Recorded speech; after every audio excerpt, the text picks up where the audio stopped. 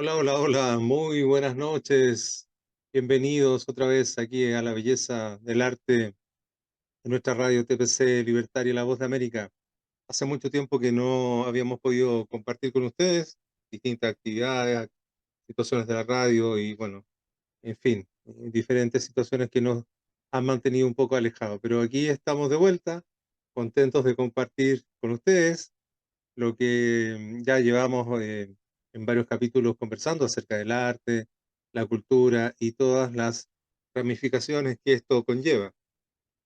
Así que estamos con nuestro querido padre Rodrigo Miranda. Muy buenas noches, buenas tardes, padre, ¿cómo está? ¿Qué tal, querido Ricardo? ¿Qué tal a todos los amigos de la radio que nos sintonizan y que nos van a escuchar y también los que nos escuchan después en diferido y por otras vías? Así que sí, habíamos estado perdidos por varias razones, como habías dicho, pero acá estamos de vuelta con nuevos temas, nuevas energías y a seguir profundizando como bien has dicho, en tantos aspectos que hay en los que el arte toca nuestra vida cotidiana. Así es. Y bueno, hoy tenemos un tema bien, bien interesante que tiene que ver con la arquitectura.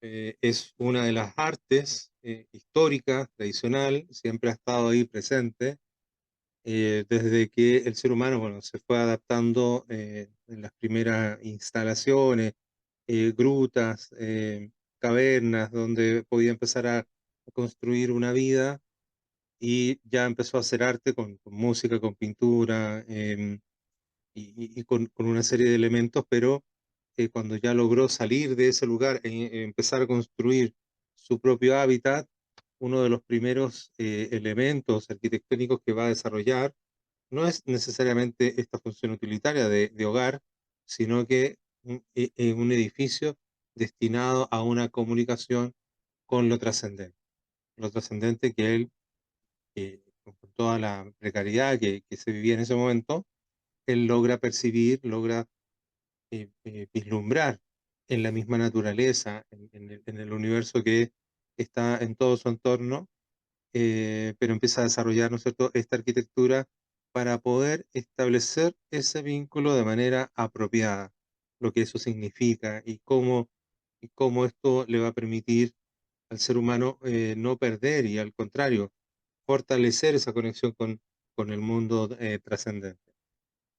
Estamos hablando de la arquitectura desde sus primeros inicios hasta ahora. Vamos a hacer un avance por el periodo histórico y vamos a hablar de algunos puntos que son relevantes, que lamentablemente en la modernidad, junto con todas las otras disciplinas del arte que hemos tocado, la arquitectura ha ido lamentablemente perdiendo.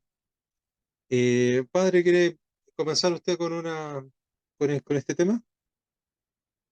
Sí, a ver, a mí, ustedes saben que a mí me gusta mucho el tema de las palabras porque de algún modo eso identifica los orígenes. Si bien es cierto, hay que dividir siempre la etimología propia de la palabra de la etimología popular, o sea, cómo se asumió en los distintos pueblos o civilizaciones esa palabra y lo que se fue agregando a ella para dar finalmente el significado que nosotros conocemos. En el caso de la palabra arquitectura misma, hay una partícula ahí muy importante, arcos o arjé o arjés, que se refiere al principio, a aquel fundamento de todo.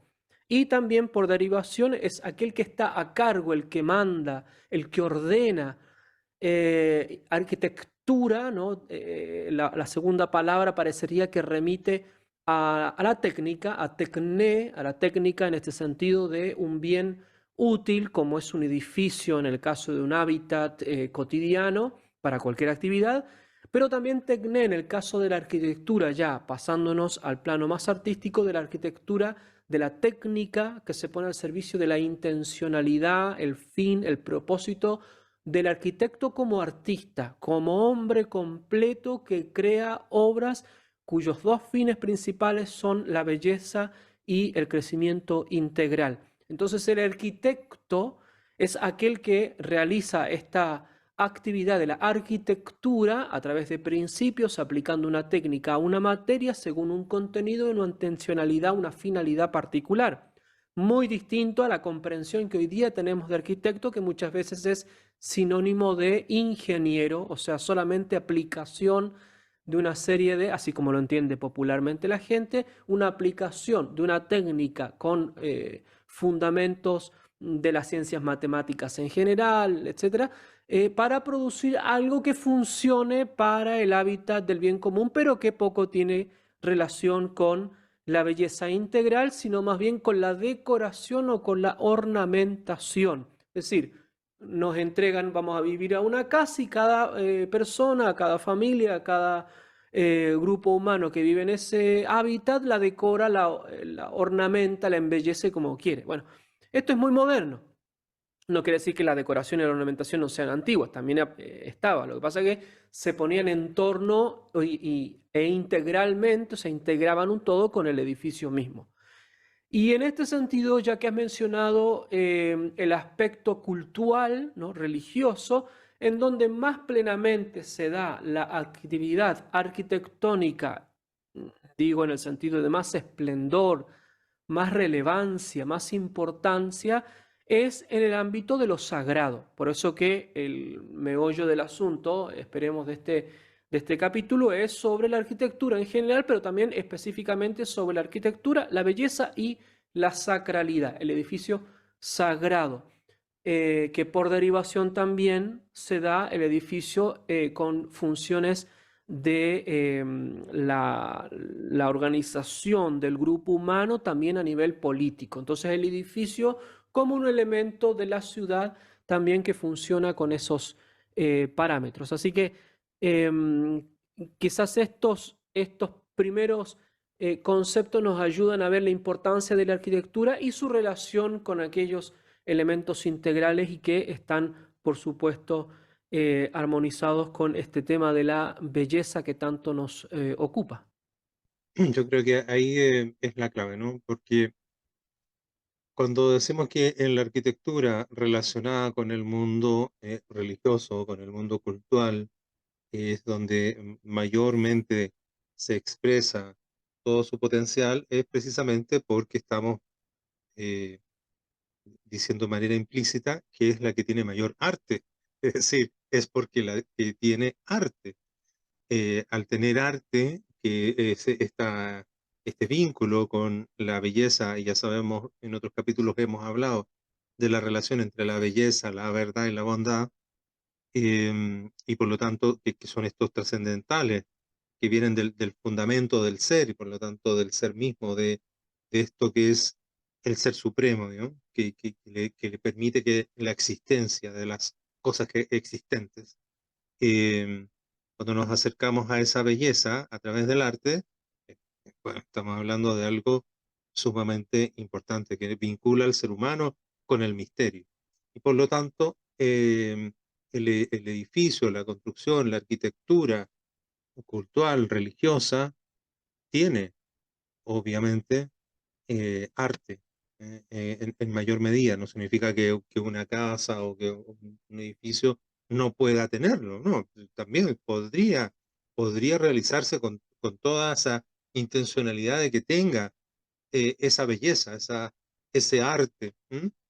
Pero en donde más lo hemos visto, porque ha sido con toda la intencionalidad desde el inicio hasta el final, concentrado en esta conexión con el mundo trascendente, es precisamente en las arquitecturas de carácter religioso. Y eso no es que estemos hablando solamente del mundo cristiano católico, ¿no? Estamos hablando de que esa intencionalidad ha estado presente desde siempre, como yo estaba esbozando un poco la idea de los prehistóricos, que ellos a veces no tenían ni dónde tener una ruca, un pequeño carpa o forma donde instalarse, sí daban gran tiempo de su vida, gran tiempo de trabajo a la realización de un edificio que fuera digno de aquello que que les permitiera conectarse con lo trascendente.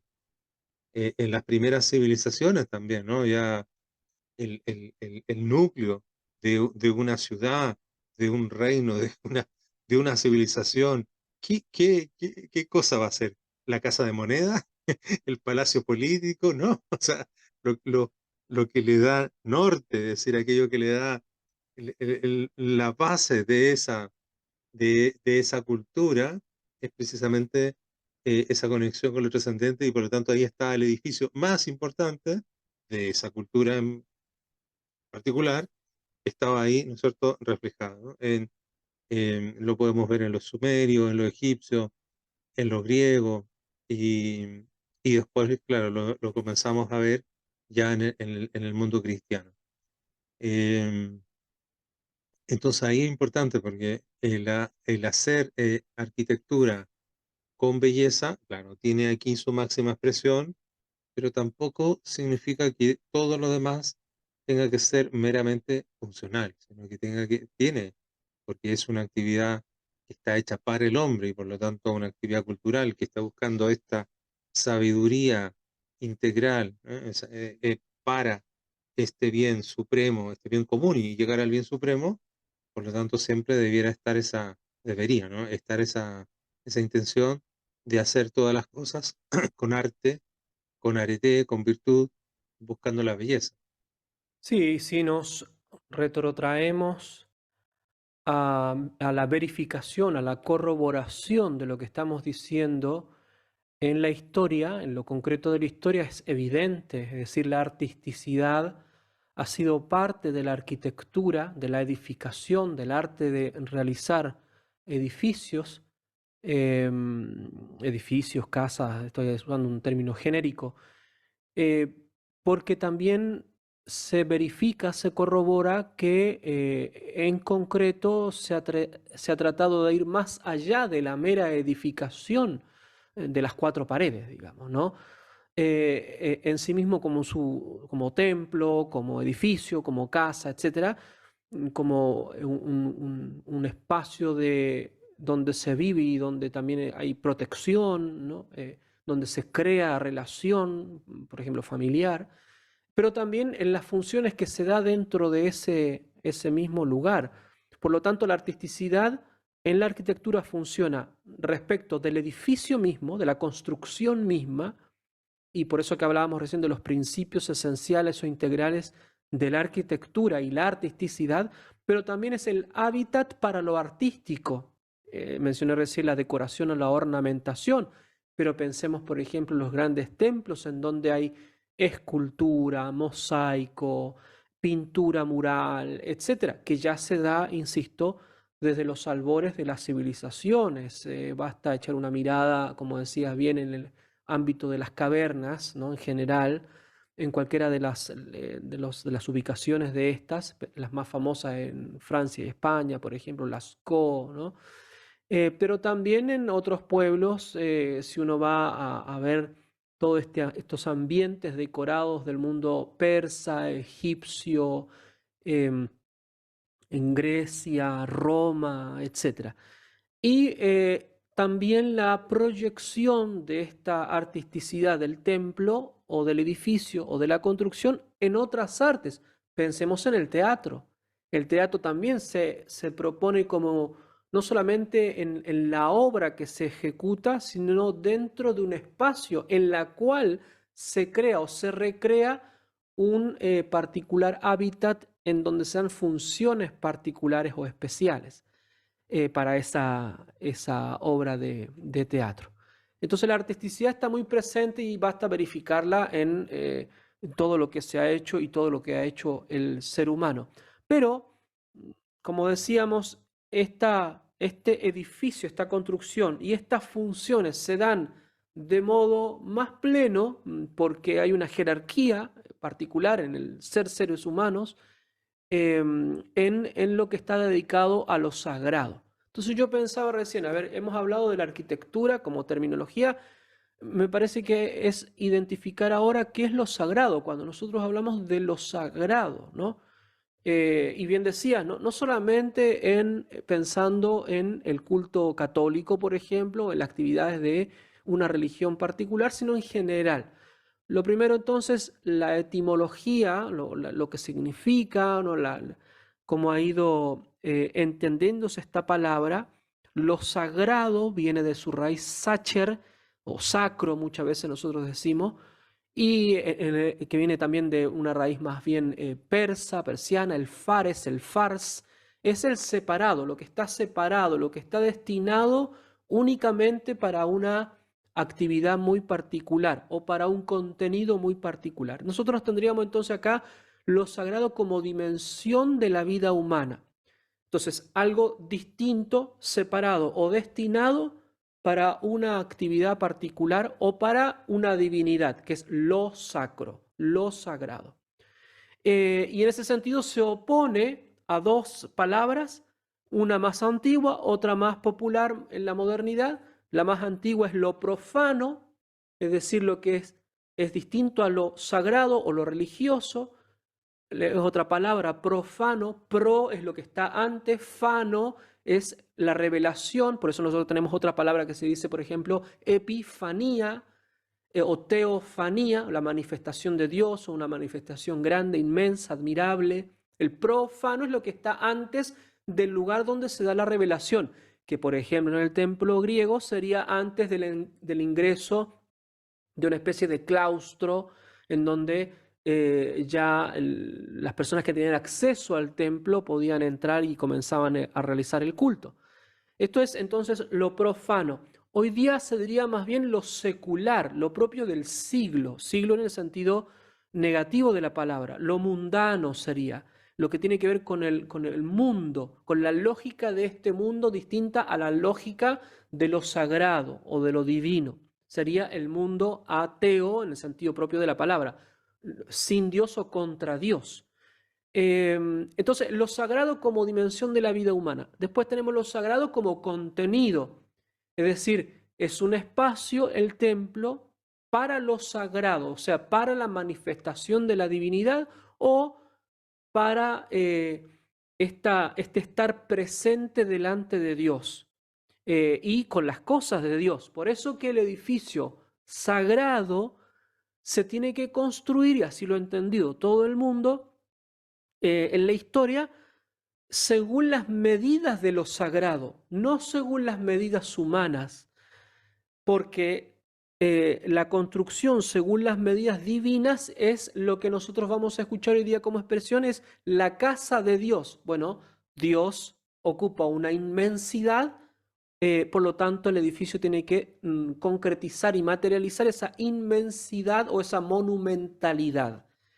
Entonces, lo distinto sería lo contrario, y por eso es que es muy evidente de la situación actual del mundo, lo contrario sería lo profano, lo secular, es decir, un edificio construido a medida de lo humano.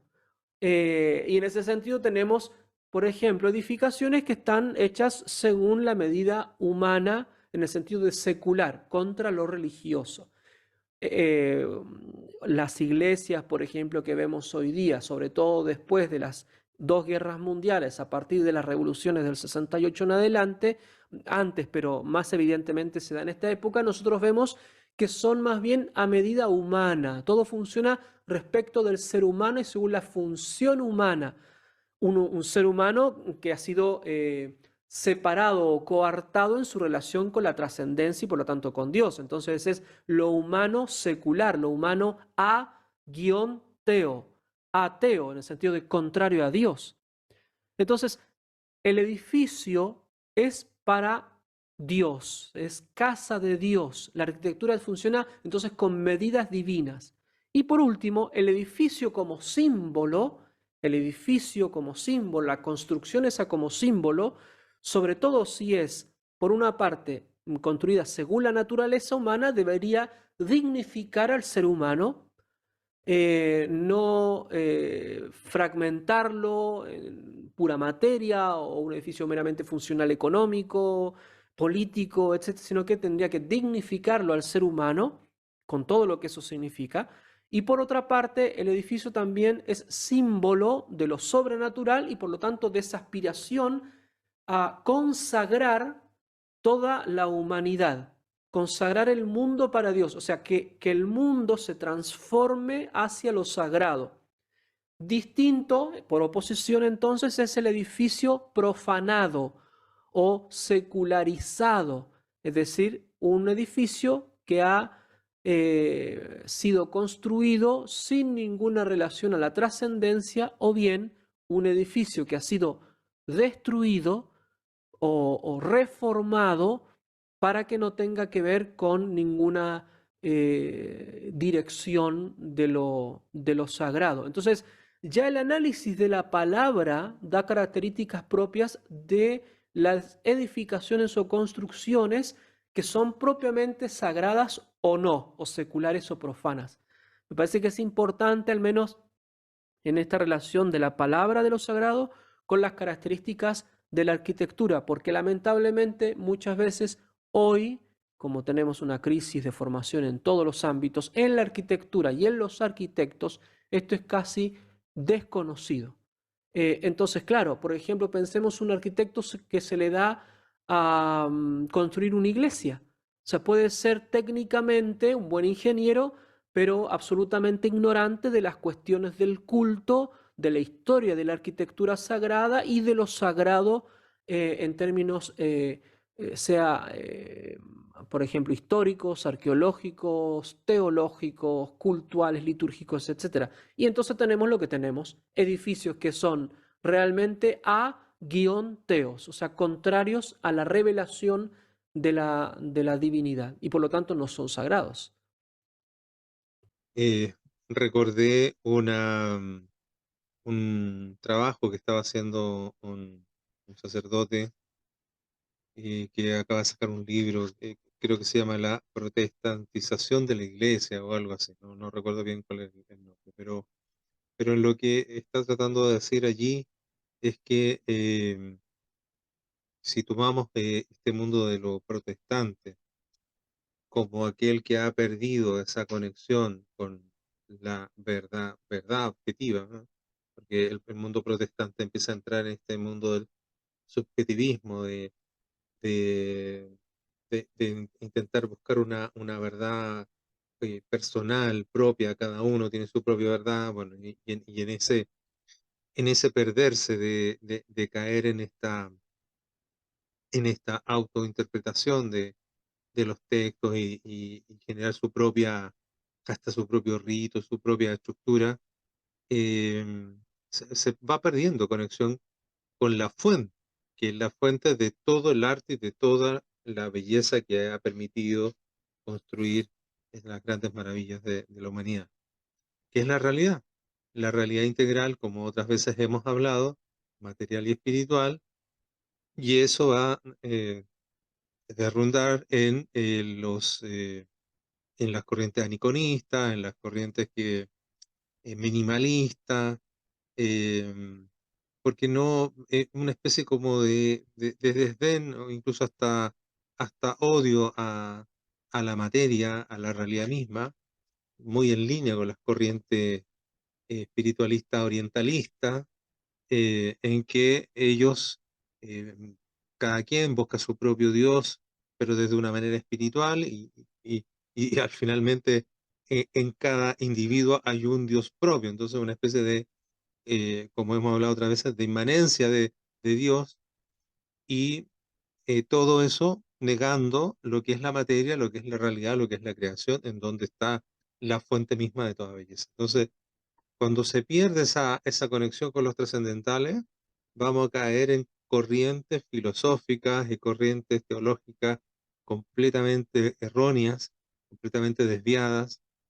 Por un lado, un materialismo extremo, por otro lado, un idealismo que denosta la materia, por otro lado, una especie de esteticismo que vacía de contenido la belleza y no es más que un aparecer, no es más que una sensación, no tiene fin, no se vincula con la verdad ni con el bien supremo final de toda la realidad, sino que es un simple es una simple sensación. Como todo se vuelve subjetivo, al final da lo mismo. Yo puedo colocar, o sea, un edificio religioso de nada, con las paredes vacías, esperando que el resto de los fieles se imaginen cada quien su propia decoración o su propia relación con aquel misterio. Entonces, la arquitectura, yo creo que tanto en el mundo eh, de las universidades normales, no dentro del mundo religioso, sino de las tradicionales, donde van todas las personas que no necesariamente tienen una conexión con el mundo religioso y que intentan estudiar arquitectura ellos mismos y eh, a través de los profesores y de la instrucción, ahí han ido asumiendo, han ido tomando esta desconexión del quehacer artístico con la gran verdad, ¿no? Con la gran verdad. Es decir, son una especie de personas que hacen, entre comillas, cosas estéticas, ¿no? Porque ya no tienen esa conexión con la belleza, no tienen esa búsqueda de la verdad, ¿eh? Que en el fondo para eso eran las artes liberales, ¿no? Las artes liberales están ahí para acercarnos a la verdad, porque la verdad nos hace libres.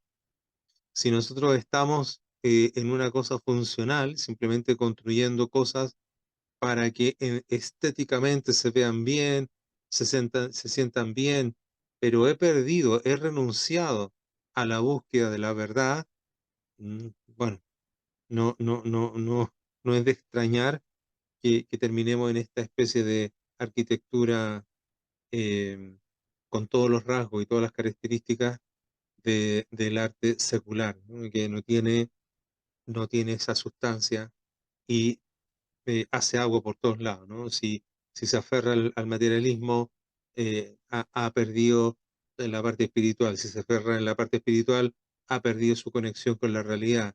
Si se aferra a la estética, ha perdido su conexión con la verdad y con el bien. O sea, al final va haciendo agua por todos lados, porque la fuente inicial que le da sentido al arte mismo y de todo este quehacer humano es lo que ellos han abandonado. Eh, Sí, ahí pesa mucho lo que normalmente se llama la funcionalidad subjetiva del arquitecto. O sea, el arquitecto formado en ciertos centros seculares y que muy poca relación tienen con esta mirada más integral, eso agregado a sus propias búsquedas personales y su propio patrimonio, por decirlo así, personal, que van conformando unas ideas en él que después van a realizarse a través de su disciplina en la arquitectura. Entonces las construcciones van a reflejar esa subjetividad funcional o funcional subjetividad, que pierde de vista esto que es propio del arte, esta finalidad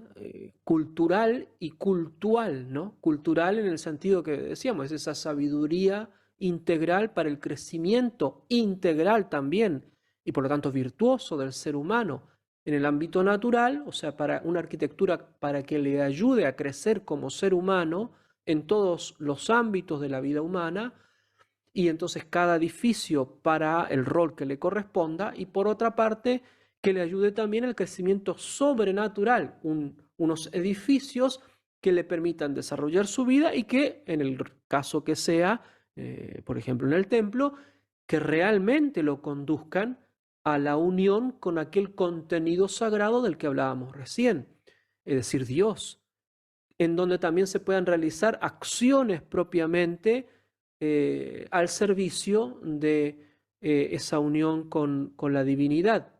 ¿Qué estoy diciendo? La unión con la divinidad no es otra cosa que una expresión que refleja una palabra, que se dice religión. Religión, nosotros tratamos de entender la etimología como ese religar, volverse a unir, volverse a vincular.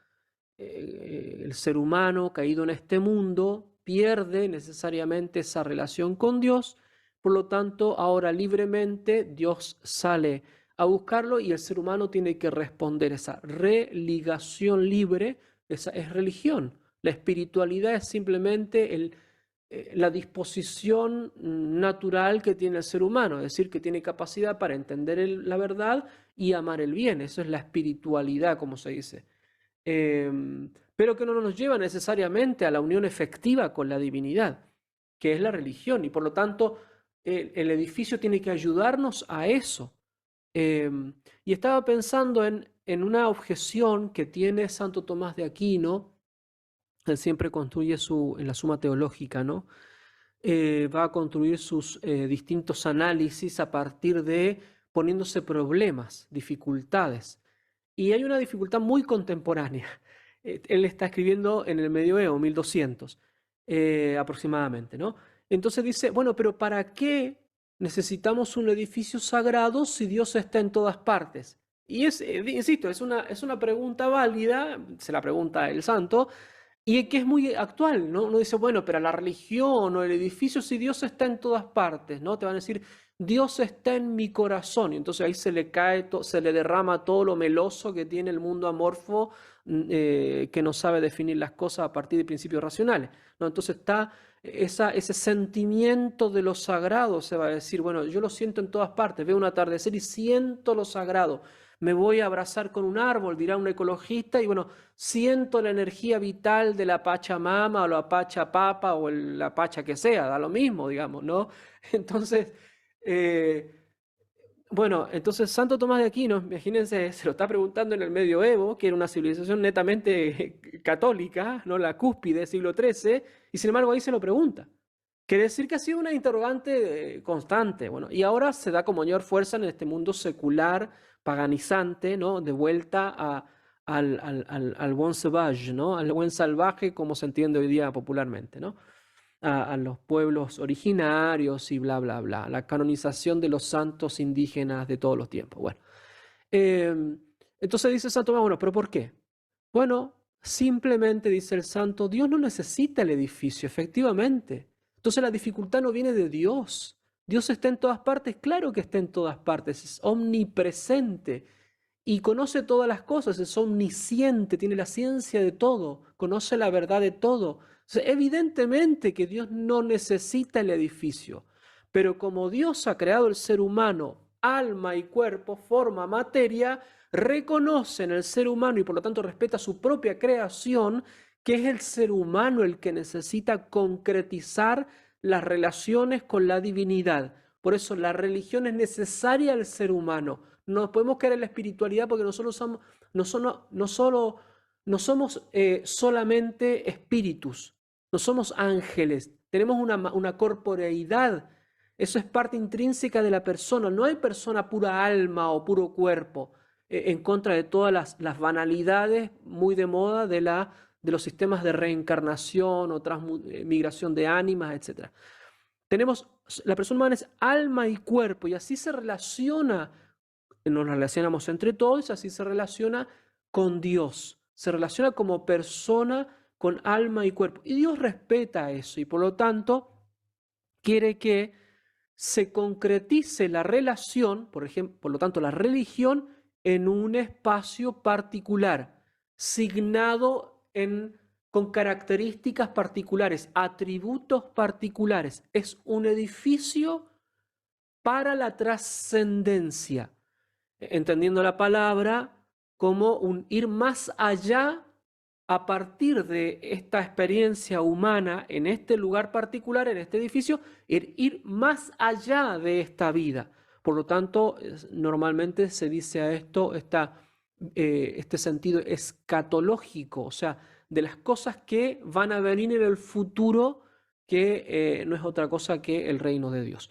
Y entonces el edificio, como decíamos recién, tiene que tener medidas divinas para que el ser humano pueda entender el lenguaje de Dios y con suma libertad poder entonces entender y ejercer estas funciones cultuales. ¿En dónde se manifiesta esto? En la construcción misma, en la arquitectura misma. Ya hemos dicho, las dimensiones, la monumentalidad, por ejemplo.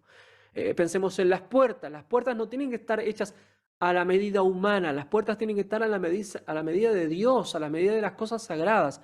Cuando uno ve las catedrales góticas francesas, por ejemplo, uno tiene 3 pórticos, en cada pórtico hay una simbología particular, un misterio particular, y justo al medio generalmente está nuestro Señor Jesucristo sentado o en el eje de una columna. Él es la columna y está justo al medio de la puerta. Entonces es lo que separa lo profano, lo secular, de lo netamente religioso, es decir, lo fano, donde se revela la divinidad. Otra de las características de todas las edificaciones en general, pero más del culto propiamente católico, es la orientación del edificio, hacia dónde está. Normalmente se orientaba el edificio y por lo tanto toda la función religiosa interna hacia el este, hacia el sol, hacia la luz, hacia lo que asciende, porque eso también le indicaba al ser humano esa ascensión, esa aspiración, esa trascendencia que todos tenemos como anhelo en el corazón. Después otras cosas, al interno ya hemos nombrado algunas cuestiones más estructurales del edificio, una antesala, un profano, un lugar que se toma también de las construcciones, por ejemplo, greco-romanas, peristilo, ¿no? Es una especie de atrio anterior donde se tiene que ir preparando o purificando el fiel para llegar a la relación con la divinidad. Tenemos después todo ese pasaje o ese pasadizo, ese lugar largo, amplio, en donde se va caminando hacia, es el peregrinar, que después en las iglesias se van a utilizar en las paredes la simbología de los santos para que nos ayuden, nos acompañen desde el cielo en nuestro caminar hacia el altar.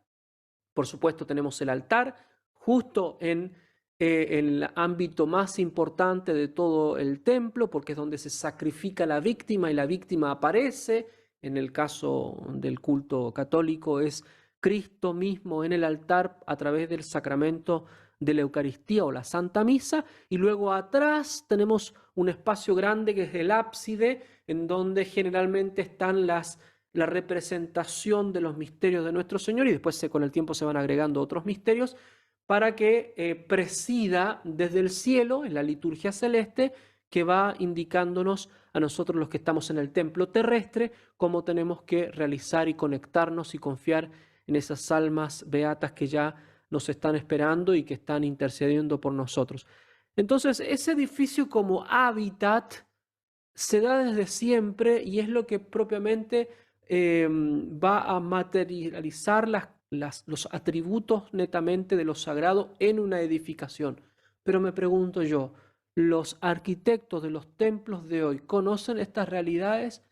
Quizás alguno, por supuesto, pero la gran mayoría no conoce. Entonces, si tienen que hacer un edificio que realmente ayude al ser humano en su dignidad natural y su dignidad sobrenatural, ¿cómo lo van a hacer? Nadie da lo que no posee, lo que no contiene, lo que no conoce. Entonces, realizarán algo según este primer concepto del que hablamos, según esta funcionalidad subjetiva. O sea, una subjetividad que piensa las soluciones concretas para el deambular de las personas, ir para allá y para acá, esta sala funciona para tal y esta otra para tal, y que no se llueva o que sean los pesos por acá o por allá, listo. O sea, una cuestión netamente funcional que nada dice con lo integral que tiene que ser el, el edificio en general, pero cuanto más el edificio sagrado. Entonces, cuánto es importante volver a formar a los arquitectos en los verdaderos conceptos o principios de la arquitectura y no caer en una cuestión meramente de la tecné o técnica para solucionar problemas. Qué difícil, claro, porque en el fondo es empezar a hablar de la arquitectura de nuevo, desde lo más básico. Los, los espacios, los volúmenes de espacio que se van desarrollando en la arquitectura, y esto pasa lo mismo con la música y con todas las otras disciplinas artísticas, ¿no? Las visuales, las auditivas, las literarias. Todo quehacer artístico y todas sus herramientas, todos sus elementos que utiliza para concretarse, va afectando o va a afectar al espectador, a quien perciba la obra. Si la persona no sabe lo que está haciendo, va a crear por ejemplo, en el caso de la arquitectura, volúmenes o espacios simplemente porque le tincan, simplemente porque le provocan una sensación grata a él, por una especie de gusto.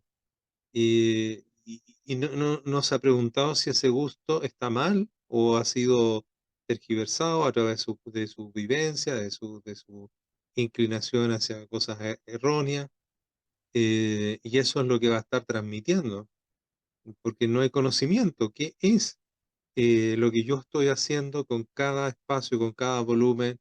¿Cómo estoy afectando, cómo estoy produciendo un cambio o no en el alma del ser humano? Recuerdo un, un texto que leí hace mucho tiempo de un escritor ruso que había estado viajando por Siria, por distintos lugares, con mucha mística. Él comentaba que había entrado en una iglesia, que más que una iglesia era una pequeña, no era una pequeña, era una construcción que tenía una puerta muy, muy pequeñita, por lo tanto tenía que entrar eh, básicamente de rodillas, inclinado, pero que cuando él estaba en el interior, sentado en ese espacio, inevitablemente tenía una sensación de llanto, de pena, de angustia, porque no sabía por qué. Volvía a salir, volvía a entrar y volvía a sentir lo mismo. Se sentía acongojado de sí mismo, era como pena por sí mismo, era como una especie de revelación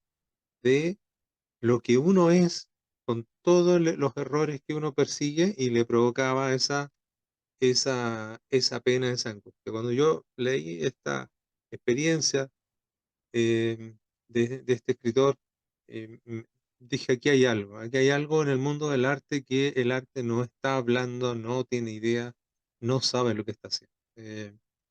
Porque está, como dijimos recién, ¿no? Está sumergido en lo que es la estética o en las otras desviaciones, ¿no? Y, y el arte tiene, en el caso de la arquitectura, como las demás artes, cumplen una función y afectan al ser humano, ¿no? Ya hemos hablado, en el caso de la música, lo que afecta al ritmo, lo que afecta a la melodía, lo que afecta a la armonía, y con la pintura, y así sucesivamente, con todas las demás disciplinas. Entonces la arquitectura también tiene ese efecto de cómo se producen estos volúmenes, estos espacios, y cómo ellos van a resonar, van a provocar un cierto eco, una cierta vibración en el alma del ser humano, que me va a permitir o alejarme de lo trascendente o acercarme a lo trascendente. En este caso de lo religioso, que de lo que estaba hablando el padre, claro, es mucho más vital, es esencial que el arquitecto sepa lo que está haciendo allí, ¿no? En el caso de las construcciones ya más de la vida cotidiana, no significa que tampoco tengan que tener ausencia de esto. La mejor forma de acercarse a lo trascendente, como ya lo hemos visto, es la belleza. Y la belleza, como es este trascendental, nos va a permitir, nos va a, de alguna manera, nos va a ir educando, nos va a ir creando una especie de gusto, de un gusto real, no ese gusto de- del subjetivo, sino una especie de educación hacia aquello que es bueno, ¿no? La belleza, porque la belleza real va a estar asociada hacia el bien, hacia el orden, hacia la proporción, hacia la integridad, hacia la claridad, todas estas facultades que va a tener algo que es bello y que nos va a ir educando a medida que nosotros podamos vivir en un entorno, en un espacio que sea lo más bello posible. No solo la casa, sino que también eh, la calle, el espacio, la plaza, la escultura que está en la plaza, la escultura que está en el colegio, en la universidad, etcétera. todo eso tiene una relación y va incidiendo, va afectando en el alma del ser humano. No pude dejar de acordarme de la escultura que colocaron, que a propósito la vi hace poco, ¿no? En la Universidad de los Andes, eh, muy rara, ¿no? Un bloque de acero, que se supone que lo hicieron para adecuarse a los tiempos modernos. Pero bueno, es un paréntesis aparte, porque está ahí en la Universidad de los Andes que uno dice, bueno, esta gente por lo menos algo entiende.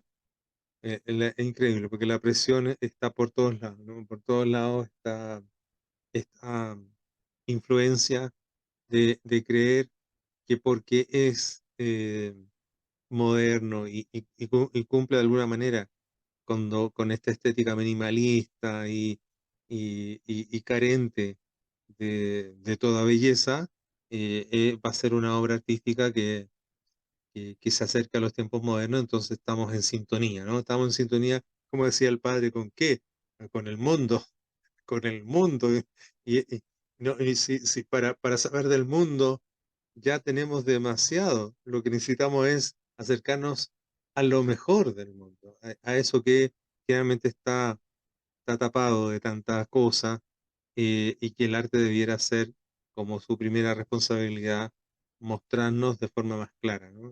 Para que las personas se sientan completamente tomadas y alegres de percibir que debajo de todo este mundo, con todas sus cosas malas que tiene, hay algo latente, vivo, que es bueno, que es verdadero y que es bello. Y en ese sentido también pensaba yo en que incluso no solamente la falta de formación, tanto de filosófica en última instancia y teológica de lo que hemos estado indicando en esta relación con la verdad, con la bondad y con el culto, etcétera, pero ni siquiera hay una comprensión, me parece, siempre puede haber personas que sean un poco más inquietas intelectualmente y vayan profundizando en estas cosas, pero en general lo que se ve es que ni siquiera se sabe lo que es esto de la función del edificio, ¿no? Porque no es que hoy día solamente se buscase, hoy día en el sentido de con la mentalidad moderna, se buscase la solución a los problemas para que el edificio sirva, entre comillas, como un bien útil.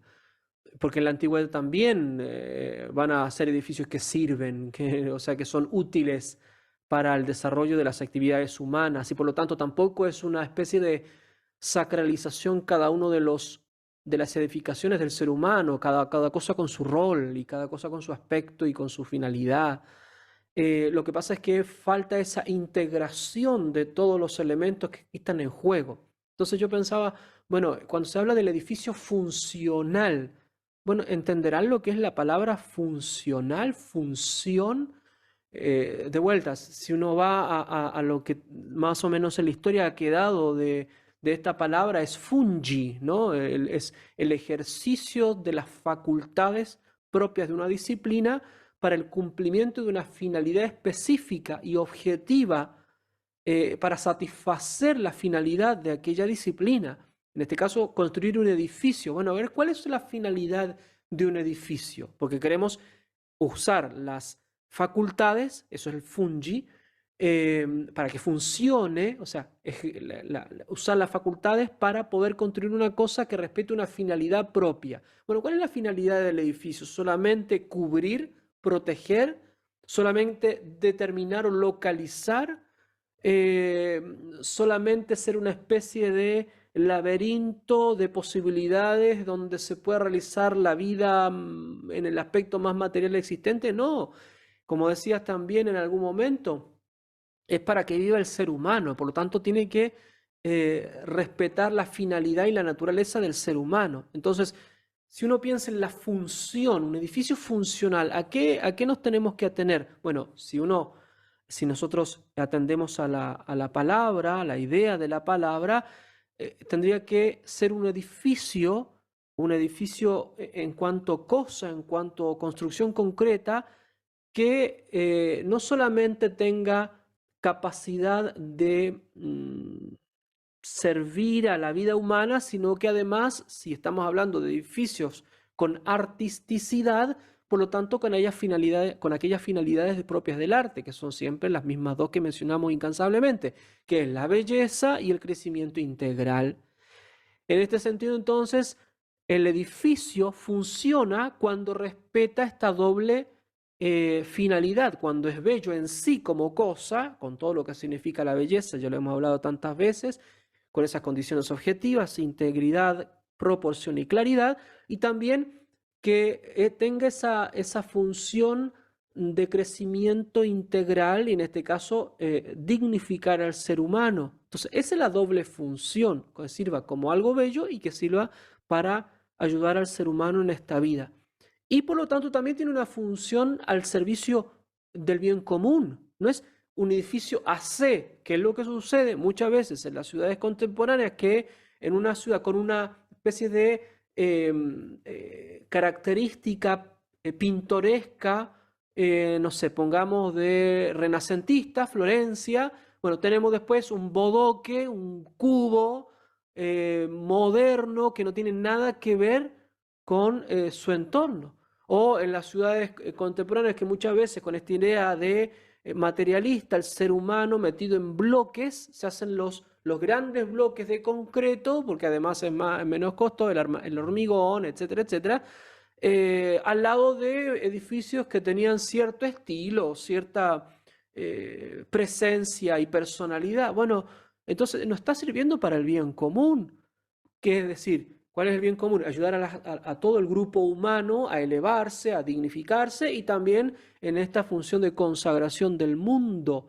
Mundo en el sentido de aquella lógica contraria a la divinidad. Bueno, consagrarlo es volverle a llamar la atención para que se pueda pensar, pueda aspirar de vuelta a ese sentido de unión con la divinidad. Y que muchas veces es lo que sucede en nuestras ciudades modernas. Son ciudades planas. Estoy pensando incluso con lo que hemos dicho en otras ocasiones, con esa intencionalidad gnóstica, cabalista o masónica. Muchas veces son la ciudad muy bien racionalmente construida, pero con el pensamiento de que el ser humano es solamente materia, sin ninguna trascendencia, ¿no? Entonces tenemos ciudades, por ejemplo, como Washington, por decir una, ¿no? Ciudades muy funcionales en ese sentido, pero no funcionales en cuanto a la dignidad integral del ser humano. Con los años y han aprovechado las guerras mundiales para refundar y reconstruir nuestras ciudades y eso uno lo ve en el ámbito más civil, pero también en el ámbito religioso. Y en eso estamos metidos hoy con los estragos que vemos en nuestras ciudades modernas, en donde se refleja esta mentalidad secular, intrascendente, y que le causa esos efectos que bien decía Ricardo, especie de pesadumbre, especie de tristeza, estas ciudades grises que además se van llenando de otras de las decadencias de esta posmodernidad o ideología posmoderna. Eh, entonces, es una tarea ardua, sí, es que estamos en el ámbito de volver a lo esencial en todas las disciplinas. Y lo hemos dicho hasta el cansancio y volvemos a repetirlo. Por eso hay que volverse a formar, desentonar con las tendencias contemporáneas, no contemporaneizar con aquello que es ideológico, porque no nos hace bien como seres humanos. Nos degrada, nos hace más decadentes o incluso nos hace mal anímicamente, psicológicamente. ¿Por qué continuar con eso que ha dado pruebas ya suficientes de fracasos, ¿no? Así es. Em, me acordé de una frase que me mandó Gastón, que la sacó, no me acuerdo de qué santo, que decía algo así como si uno no en el camino no se topa de frente como obstáculo, ¿no? Si uno en el camino no se topa de frente con el diablo, es que va caminando al lado tuyo, va por la misma dirección. Claro, Es- Eso es tan importante todo. desentonar con el mundo, ¿no? De no estar en línea con el mundo, con todo lo que nos está eh, presionando a aceptar y a vivir en línea con él. No, hay que atreverse, hay que buscar la verdad, hay que apoyarse en Dios, en la forma que ustedes lo vayan tomando poco a poco en el proceso, pero necesitan ese apoyo porque tampoco se puede solo. Si solo uno cae en la soberbia, ¿no es cierto? Que vamos a caer en otra especie de gnosticismo, una versión más, ¿no es cierto?, de todas estas variantes de la nueva era, pero es necesario sentir que uno está chocando con algo, sobre todo cuando alguien se dice a sí mismo que quiere ser artista. Entonces tiene que darse cuenta de que lo que ha instalado el mundo como corrientes hegemónicas no es natural, no es algo que ha sido un proceso del ser humano y que de tanto pintar bien, ahora dijimos vamos a pintar mal o simplemente vamos a hacer pintura invisible. No es un proceso natural. Ha habido una intencionalidad, se ha usado la fuerza en algunos instantes, y también se ha usado la fuerza, me refiero, física, de matar, de asesinar. También se ha usado la fuerza económica para poder instalar el relato que ellos quieren. No es un proceso natural. No es que el arte con la arquitectura y con todo esto llegamos a cierto periodo y empezamos a probar un cambio, a tratar de hacer cosas nuevas, porque estábamos un poquito aburridos de la verdad, entonces queríamos probar verdades propias y subjetivas y relativas, ¿no? No, eso se hizo a través de la fuerza, a través de la fuerza. Está escrito por ellos mismos lo han dicho muchas veces, la intencionalidad de producir un ataque a la civilización occidental, es decir, generar un cambio cultural, y para producir ese cambio cultural era necesario echar abajo, destruir todos los parámetros en los que la civilización se había levantado. Eso es lo que estamos viviendo. Nos han hecho pensar que, que, lo, que lo nuevo es bueno, eh, que cualquier cosa, ¿no? Entonces, fíjense lo absurdo para cualquier, un mínimo de lógica, ¿no? Si cualquier cosa buena, o sea, nueva, es buena, y yo lo que estoy diciendo, estoy renunciando al bien, estoy renunciando a un bien objetivo. ¿Cómo puede cualquier cosa que yo plantee como nueva va a ser buena? Estoy de alguna manera aceptando que el bien es una moda, es cambiante, es circunstancial, no es inmutable, tiene un movimiento constante. O sea, estoy aceptando todo eso. Bueno, ellos lo han hecho con la sutileza y la estrategia y la fuerza económica para poder mantener estas ideas en boga de la sociedad con mucho éxito, lamentablemente. Pero estamos aquí para poder acercarnos a lo que sentimos que es más correcto a medida que vamos razonando y comprendiendo cuál es ese camino, seguir ese camino, aun cuando esté en contradicción a la hegemonía eh, vigente, ¿no? A la hegemonía cultural vigente. Así que totalmente de acuerdo con lo que dice padre. Yo creo que en el fondo todo este arte, sobre todo en todas las disciplinas, ¿no? Arquitectura y todas las demás, tienen como su sello que esa mirada antropológica del ser humano sin alma, el ser humano sin alma. Es decir, ellos en cada cosa que construyen, en cada cosa que hacen, lo que visualizan es un ser humano que es solo carne y hueso, solo materia, sin alma. Y desde esa mirada, claro, y ahí está todas las corrientes eh, eh, gnósticas, ateístas, e incluso masónicas, porque cuando hablan de cierta espiritualidad, es una espiritualidad inmanente, es una espiritualidad encerrada en ese hombre material, que no va a ninguna otra parte, sino que lo vuelve a sumergir en sí mismo, otra vez y otra vez. Entonces, yo creo que lo que pasa con la arquitectura es eso, y que lo que pasa con las demás artes es eso, es decir, una mirada antropológica del ser humano que es solo materia y está en función de entregarle ciertos, ciertos comodidades solo a esa área, ¿no? Solo a esa función que es la material. No está pensando en su aspecto espiritual, no está pensando en su capacidad de trascendencia, no está pensando precisamente en una belleza trascendente, ni siquiera una belleza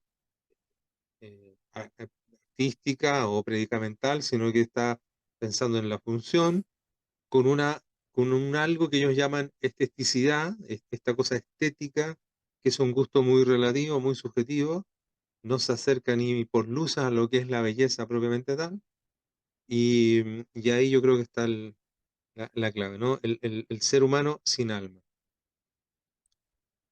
Estamos llegando al fin del programa, padre, y me gustaría que cerrara usted con el último comentario.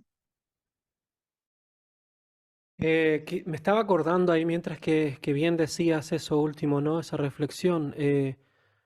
Recuerdo lo de San Juan Pablo II en la carta a los artistas, que recomiendo enfáticamente revisar y releer y profundizar, porque está hablando un santo padre que vivió dos regímenes totalitarios totalmente destructivos, como fue el nazismo y el comunismo, y ahí incluso él hacía poesía, teatro, o sea, está hablando con alma de artista, además de pontífice, y él dice que el arte, ¿no? El arte cuando es auténtico, realmente puede ofrecer respuestas a las cuestiones más importantes de la existencia humana. Y entonces acá tendríamos que pensar en la arquitectura también, la arquitectura como arte, no, no es solamente funcional en ese sentido secular del término, es funcional en el sentido más pleno, ayudar a la dignidad humana, natural y sobrenatural. Y por eso que cuando en la carta se refiere a este punto, dice él explícitamente, toda forma auténtica de arte es a su modo vía de acceso a la realidad más profunda del hombre y del mundo. Estoy pensando cuando habla de realidad, estoy pensando en la realidad natural, en la realidad sobrenatural y en la realidad cultural, es decir, hacerse cargo del patrimonio anterior y vehicularlo. Y por eso que una de las cosas necesarias para poderse levantar como el fénix, ¿no? De todas estas aguas tóxicas, no contaminarse con las aguas tóxicas es volver entonces a recuperar el sentido auténtico, original de la arquitectura. No es pura ingeniería, el ingeniero no es arquitecto, eh, pensándolo en el término actual, ¿no? Sino que también recuperar al arquitecto como hombre de fe, hombre que atienda las aspiraciones del espíritu, hombre que busca el misterio. Por eso que después dice San Juan Pablo II, el arte, ¿no? Cuando es auténtico, toda forma de arte auténtica constituye un acercamiento muy válido a la fe, al horizonte de la fe, donde la vicisitud humana, es decir, donde los problemas nuestros no alcanza. Ahí es donde el arquitecto, incluso cuando hace su obra auténtica de arte, puede colaborar en esas vicisitudes. Qué lindo es cuando uno entra a un edificio sagrado y se nota que es sagrado. ¿Cuántas veces hemos escuchado decir a la gente, bueno, acá es como si uno sintiera la presencia de Dios? O sea, una cosa clara, prístina, evidente. Lo mismo en los otros lugares y edificaciones del mundo de lo civil, un ámbito en donde nos ayude a ser mejores seres humanos, a dignificarse. No solamente una cuestión funcional de concreto que sirva para y punto, como si fuera solamente, como si fuéramos materias con pies. No, es que podamos ser mejores seres humanos, entonces que nos ayude la edificación a eso también, en el ámbito natural, como decía, y en el ámbito sobrenatural. Hay que recuperar esos temas esenciales para poder dar nuevamente respuesta a la sed del ser humano de todos los tiempos, de tener un hábitat en donde pueda realizarse como ser humano y aspirar a la trascendencia. Bien, bien, bien. Ha sido un bonito regreso a estos programas. Vamos a continuar dentro de las posibilidades, por lo menos por un tiempo vemos que estamos bien con nuestra agenda, así que creemos que vamos a poder continuar sin mayor problema. Pero sepan que si no estamos es por, por, por cosas de la misma batalla, ¿no? Actividades que nos toca realizar a cada uno en distintos lugares. Entonces, bueno, ha sido un placer, padre, de volver a compartir este programa con usted. Vamos a dejar a los amigos cordialmente invitados al próximo programa. También puedes vernos en las tertulias que realizamos en el canal de Artistas Libres. Y, ¿qué más? Eh, ¿Algunas palabras para el cierre, padre?